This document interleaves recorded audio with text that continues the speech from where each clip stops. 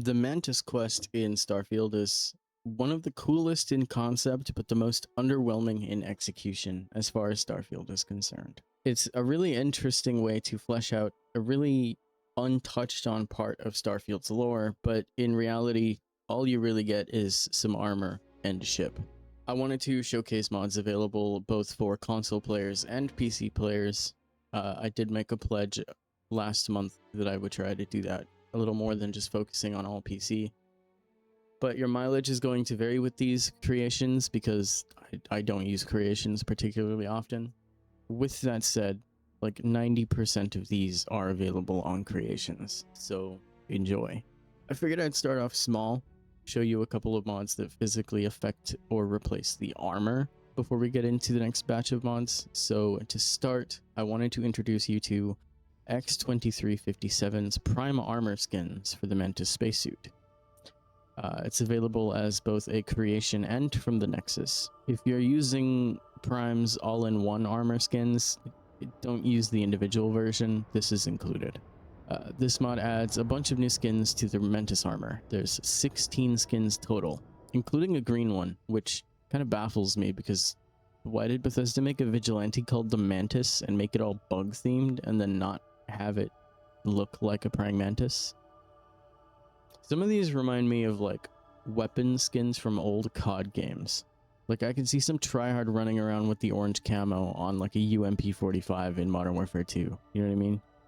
But it's cool. I like it. I like that there's options. All of these can be equipped on all three parts of the suit. You know, the helmet, the boost pack, and the suit itself. And you can mix and match if you wanted to. Like here I am with the snow camo helmet and boost pack with the gray camo suit. It's totally customizable. But let's just say that's not enough for you. Let's say that you don't like the way that the Mantis armor looks and you want to replace it, not improve it. In that case, I have two different options for you. The first being KZ Mantis 2.0 by KryoZet.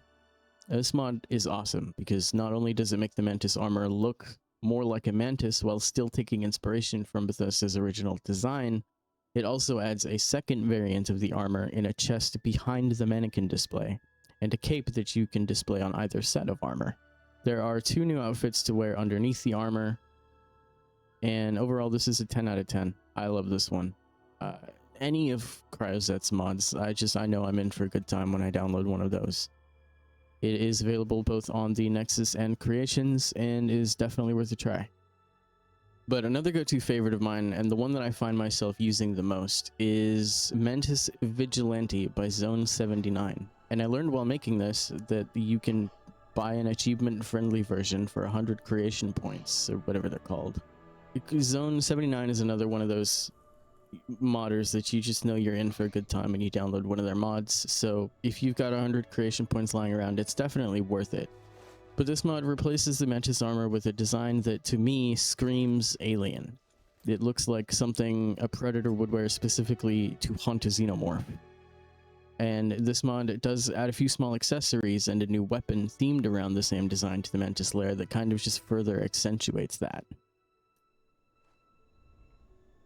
Now, this next one, as we get into the more technical gameplay aspects of the Mantis questline, is only available on Nexus mods, but I do have a creations substitute. This mod is called Mantis Lair Player Home by Zaldan 660, and will allow you to make the Mantis Lair a proper player home after you finish the quest to get the armor and the ship. With this mod, all of the storage is marked safe and nothing inside of them will despawn. They all link to the workbenches so that you can just dump resources in them and still use them to craft.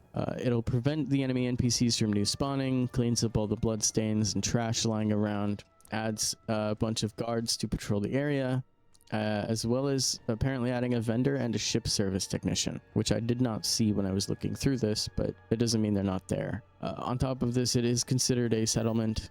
It has decorations, customization menu. You can move around a lot of the stuff in the main rooms. It adds its own fast travel pop-up so you can spawn directly in front of the front door instead of having to walk down the ramp every time. It also allows you to, it's a breathable atmosphere now, so you can take your helmet off if you wanted to. Now, I mentioned a creation substitute, and although I didn't test it for this video, Mantis Lair Home by MightyLink seems to do the exact same thing, albeit with a different mod author overseeing that project. Like I said, I didn't test this, results may vary, but the description sounds very similar. Now that we've overhauled the armor and the lair, and potentially given ourselves some new gear depending on whether or not you used KZ or Zone's mods, let's get into the actual gameplay aspects of being the Mantis. I have 3 mods. 2 of them are only available on PC, and the last one is available on both. To start, we have Spacers and Pirates recognize the Mantis on foot, and I'm just going to call this mod author Sam because that's a lot of numbers. Sam! Sam, what you doing? You got a hot dog, buddy? This mod does exactly what it says. As far as I'm aware, in the base game, the only time enemies recognize that you're the Mantis is if you're flying the Razor Leaf. You can edit the Razor Leaf to your heart's content as long as that is the ship you're flying. But with this mod, Spacers and Crimson Fleet troops will recognize you on foot as well, as long as you are wearing the helmet. There is also a compatibility patch provided for KZ's Mantis armor, so that both helmets will be recognized.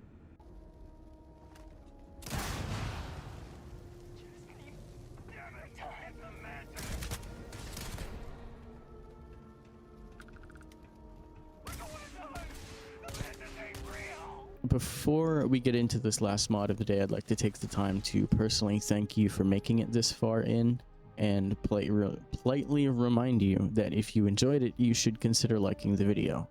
If you want to see more like it, you should subscribe, because there's a lot of you that aren't. Anyways, this mod is available both on PC and console, like I said, and it does a pretty good handful of things. More Lore, Legacy of the Mantis by Matt the Slayer 24 is one part of the More Lore project, and it does several things in combination to enhance the experience of eventually donning the Mantis armor and flying the Razor Leaf. The most notable thing is that the quest is not available until level 25 now, and the requirements to unlock the quest have changed. In the original game, all you had to do to initiate the Mantis quest was find a spacer with a slate called Secret Outpost in their inventory, and the quest would immediately be added to your journal. With this mod, there are some extra limitations to that. On top of being a level 25 locked mod, there are over 20 new data slates distributed throughout the inventory of spacers, pirates, and ecliptic mercs in the settled systems. Once you reach level 25 and you've found at least 10 of these slates, you'll have to find a slate called Calling All Spacers, which is then what kicks off the quest to get the armor and the ship. This adds a sense of mystery to the Mantis and makes it feel like they were actually out there hunting these factions for a pretty long time before the quest itself kicks off. It makes the Mantis feel like a genuine threat to the ne'er-do-wells of the galaxy, and makes it so that finding the armor actually has a significance to it. 5 of these slates are fully voiced using professional voice actors with no generative AI, which you love to see, especially for Starfield. It's time we kill the ghost story. Avenge our lost. Reclaim what the settled systems owe us. You want a future? You want the scores back? Then fucking take it! And on top of that, there are 5 new terminal entries and a few rewritten security logs scattered throughout the dungeon itself. There is apparently a slight incompatibility with the Mantis player home mod that I mentioned above, but in the post section of the mod page, the author said that it might be rectified if you load this after you load the player home mod, so I suppose user beware. But there you have it, all of the highest quality Mantis mods that I could find as of today. And I'm going to be so pissed if an absolute banger Mantis based mod drops in the time between me editing and me uploading this. And nevertheless, that's all I've got for you today. My name is Madrads, and this is your daily reminder that you're nobody until somebody loves you. And that somebody is me. Drink some water, have a snack, you earned it. Peace.